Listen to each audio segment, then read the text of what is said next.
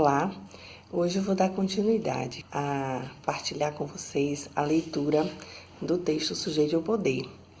No último vídeo, eu tratei de alguns pontos que eu considerei relevantes inicialmente para a gente entender qual é a noção de poder para Foucault. E hoje eu vou dar continuidade pensando em que consiste a especificidade das relações de poder, que eu falei muito no vídeo anterior, né? Que eu intitulei O Sujeito e o Poder, exatamente que ele diz que não é tão importante entender, saber o que é o poder, mas saber como que ele se exerce. E aí há um destaque para o jogo das relações. Hoje nós vamos ver o que consiste esse jogo de relações, né? Então, o exercício do poder é um modo de ação de uns sobre os outros. Então, isso é algo que a gente tem que deixar bem marcado, né? Que o poder não é aquele poder centralizado no indivíduo, não é aquele poder como capacidade, mas esse poder que é um modo de ação de uns sobre os outros, tá? E aí, mais uma vez, eu quero destacar esse deslocamento feito por Foucault, né, da noção de poder centrada no indivíduo, né, entre parceiros. Então, ele faz esse deslocamento para pensar que não essa relação de poder não é construída entre indivíduos, mas na relação entre esses indivíduos. Então, ele diz que é uma ação sobre ação. Na verdade, uma ação vai desencadeando outras ações.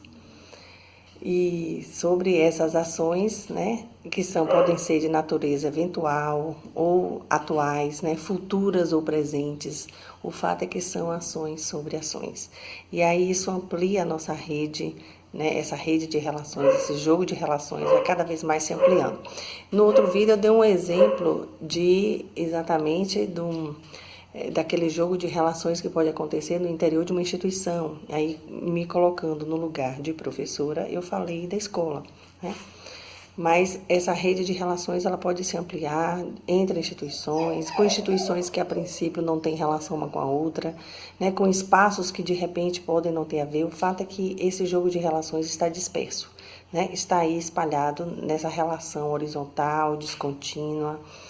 E é isso que a gente tem que ficar bem atento. Outra coisa aqui no próprio texto, né? O Sujeito e o Poder, de Michel Foucault, é exatamente dizer que o exercício do poder consiste em conduzir condutas e ordenar a probabilidade. Então, na verdade, não há uma preocupação exatamente, como eu disse, com essa localização, um poder localizado, mas pensar em como que essas ações elas, de certa forma, elas vão na direção de conduzir a conduta, que são as ações sobre ações. Acontece no campo do possível, não é da ordem do afrontamento entre adversários. Então, é o que é possível acontecer, são ações que podem ser desencadeadas, né, a partir de outras ações. Está relacionado a governo e seus modos de gerir as condutas dos indivíduos. Poder consiste em conduzir condutas, né?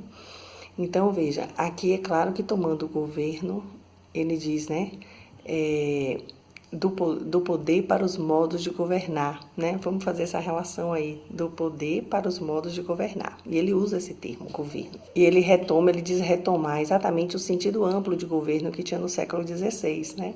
Que se falava em governo das crianças, das famílias, governo das almas, governo dos doentes. Então, esse poder como esse modo de governar o outro. Então, é por esse caminho que a gente vai pensar essa relação de poder, né? Essa condução dessas condutas. E, com base nisso, ele vai dizer, né, que governar é estruturar o eventual campo de ação sobre os outros.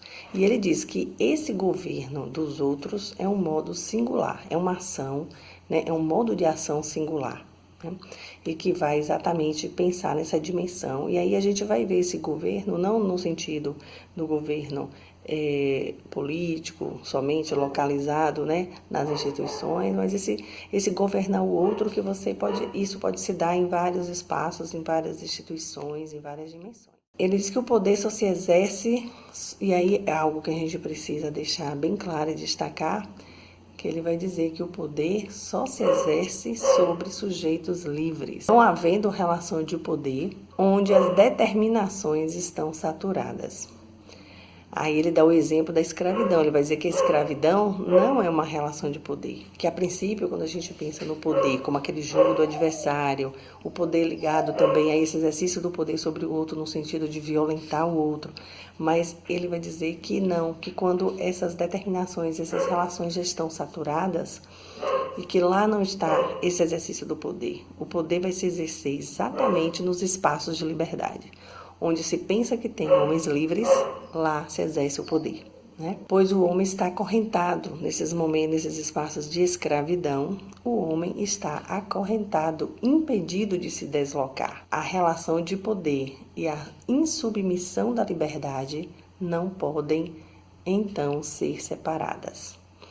Então, só há poder onde há liberdade. E é nesse jogo, né, de relações, de ação sobre outra, que a gente pode pensar nessa especificidade dessas relações de poder. Daí eu penso ser necessário a gente estar atento ao funcionamento na sociedade deste modo singular de exercício do poder, que é o governo de homens livres, que resistem. Então, exatamente não daquele homem que está escravizado, daquele homem que está já impedido de se deslocar, de se movimentar, né? De resistir. Pelo contrário, é exatamente naqueles espaços onde os homens estão se sentindo livres é que o poder se exerce. E aí eu faço um exercício aqui da gente pensar em todo esse movimento que a gente está vivendo no Brasil, de mudança política, de posicionamentos, né? As pessoas estão se colocando na direção de controlar os outros. Então, a gente vinha no movimento, a gente pode recuperar aí ao longo da história, que a gente via num movimento em que várias pessoas que estão às margens, né, vários considerados sujeitos infames, né, para usar um termo que Foucault utiliza no seu texto A Vida dos Homens Infames.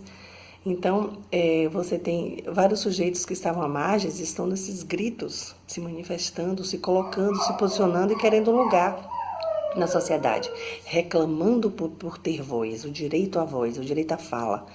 E cada vez mais isso vinha acontecendo, estava num processo das pessoas se sentirem livres para falar, para se manifestar, para dizer o que pensam. E cada vez mais isso estava sendo muito intenso, muito forte. E aí, só que aí, nesse momento de liberdade, aqueles que estão mais ainda distantes, né, do que é considerada a ordem do discurso, a ordem desses sujeitos nesse lugar na sociedade, como, por exemplo, a comunidade trans, essa comunidade também, é claro, se incluiu nisso e vem brigando, lutando para o seu lugar, para o seu espaço, para o seu reconhecimento, ter voz nessa sociedade. Mas aí, ao mesmo tempo que a gente sente essa liberdade, essa dita liberdade, que todas as pessoas estão colocando o seu corpo como quer, do jeito que quer, meu corpo, minhas regras. Então, isso tem sido um enunciado que está circulando muito. E isso em todas as dimensões. Então, as pessoas estão cada vez mais nessa luta por esses espaços e se sentindo livres. E aí, agora que a gente vem no movimento de contramão, dizendo, não é bem assim. Vocês não são tão livres quanto vocês pensam. Nós temos o poder. E aí o exercício do poder, essa ação sobre ações. Então a gente tem as ações de manifestação, os gritos, as lutas, vários movimentos sociais acontecendo no país. E aí de repente vem uma outra ação que diz, olha, a gente está precisando controlar, vamos recuperar a noção de família, não é bem assim, né? Então aí é claro que há um atravessamento de vários discursos, o discurso religioso que está aí por trás, né? E que então vejam como o movimento entre as instituições vão acontecendo. E aí começa exatamente a se dar esse exercício do poder, para começar a intervir nisso. E aí começam as ações de interdição dos sujeitos, interdição das vozes, né? Interdição dos corpos. E isso vem o tempo todo acontecendo. Então aí é bom a gente fazer essas análises, né, desses movimentos, né? A gente vem tendo gritos nas ruas, manifestações, os panelaços, as greves. Aí eu me lembro do meu lugar de novo como professora, né, das greves que fazemos, movimentos, manifestações nas ruas. E isso tudo, né? E aí a gente tem, né, sujeitos nesses espaços, sujeitos que estão se considerando livres, que usam a voz, né, o corpo, as artes, a literatura, para dizer exatamente o que pensam, para contestar. E aí o poder se exerce, né? O governo opera no sentido de manter essa ordem, combater atos violentos, né? Violentos para quem? Impedir as invasões ditas por quem faz as manifestações, ocupações, né? Então são lugares de fala diferentes. Então a gente precisa observar. Então essa é a estreita relação, né, que a gente pode concluir aqui, né, entre o poder, governo e disciplinarização, que no outro vídeo eu apenas sinalizei, né, para a relação entre poder e disciplinarização.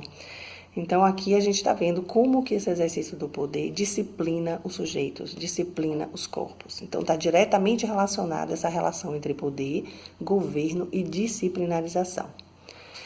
E aí eu concluo com uma frase de Foucault, que eu gosto muito, que faz a gente pensar nisso, que estamos então presos ao dorso tigre. Então pensamos que somos livres, que estamos num movimento, mas estamos presos a esse dorso do tigre. Não estamos tão livres assim, não é? Nossas condutas estão sempre sendo controladas, né, por essas relações de poder. E aí até o próximo vídeo para a gente discutir outras nuances do poder e do processo de constituição do sujeito.